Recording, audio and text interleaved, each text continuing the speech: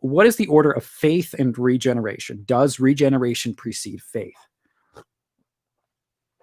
Now, the question of regeneration preceding faith does tend to be something that really defines a lot of Calvinist Arminian debates, and it's not really language that you'll really hear thrown around in a lot of Lutheran circles.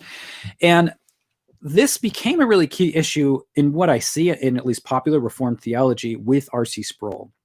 Because R.C., not to say that they didn't believe it before R.C. Sproul, but R.C. Sproul is one who really popularized this distinction, that one of the kind of core and key differences between Arminianism and Calvinism is to say that for the Calvinist, regeneration precedes faith. In other words, faith is a gift of God and it comes after regeneration. So if you look at someone like Billy Graham, he has a book called How to Be Born Again.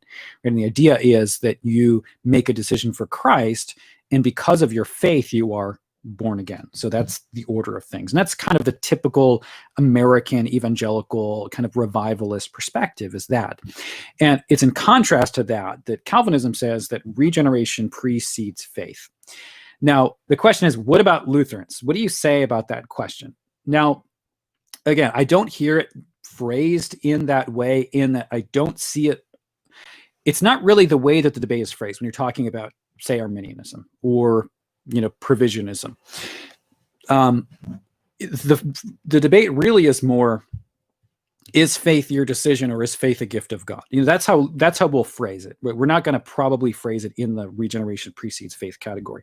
But with that being said, I'll give you the historic Lutheran tradition in terms of the historic answer that's at least in the scholastics. So the Protestant scholastics, and that includes Lutheran and Reformed, especially in the later periods, you're talking kind of second half of the 17th century, spend a lot of time talking about the ordo salutis, or if you're not familiar with the language, what the ordo salutis is the order of salvation. Now, the order of salvation outlines, and I've done plenty we did a whole conference on the ordo salutis, and I've got a book on the topic that I've written a large portion of at this point. What the ordo salutis is not a set of hoops that you have to jump through, which is kind of how it's misrepresentative. It's not a series of steps where you hit one point here, you hit here, and eventually you get to salvation. It's a kind of a misconstrual that I see in a lot of even scholarly theological works critiquing that notion of an ordo salutis. And you do find that in certain kinds of, some of that, I do see that in certain kinds of pietism, where there is this kind of, you have to feel this thing and go through this process. But that's not what the ordo salutis is. It's basically saying when God saves us, he does a bunch of different kinds of things. There are a bunch of different manifold ways in which Scripture speaks about salvation. So one of those speaks about us being united to Christ. It speaks about our being declared righteous, which we refer to as justification. It refers to our being granted a new heart, which is what we refer to as regeneration. It refers to conversion, the illumination of the mind. Scripture just uses all of this language. The ordo salutis is just a way to organize these things and say, what are the things God does to save? Now, when we're speaking about regeneration and faith, the Lutheran scholastics define regeneration in this way, is that regeneration is the donatio fidei. That's the Latin phrase, which means the giving of faith, or the gift of faith. Okay, so in regeneration, God makes us new creatures. And the way that he makes us new creatures is by giving us faith. We live out of faith. We live out of a posture of faith. So that's what new life is.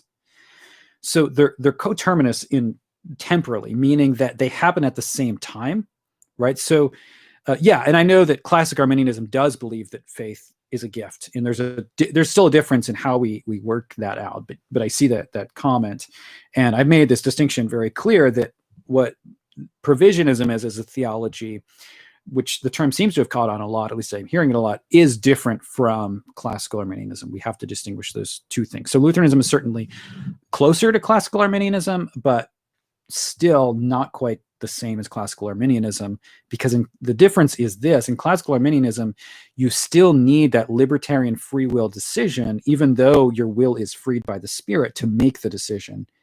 Your conversion is still, in some sense, the result of a libertarian free decision. So that's going to be a main difference between where the classical Arminian is and where the Lutheran is. We're going to say faith is a pure gift. You are purely passive. Okay, so pure passivity is the language that's used. in conversion. The human is not active at all. You are receiving faith as a gift. You don't have to actively make a decision to receive the gift. So that's going to be a difference there. But right, so both are going to speak about a kind of prevenient grace, or a grace that comes before. So while we're not going to use the language often of regeneration precedes faith, do we believe that regeneration precedes faith in a logical sense? Yes. Right. When we're talking about logical order of what happens or what's causing what, regeneration causes faith. Yes.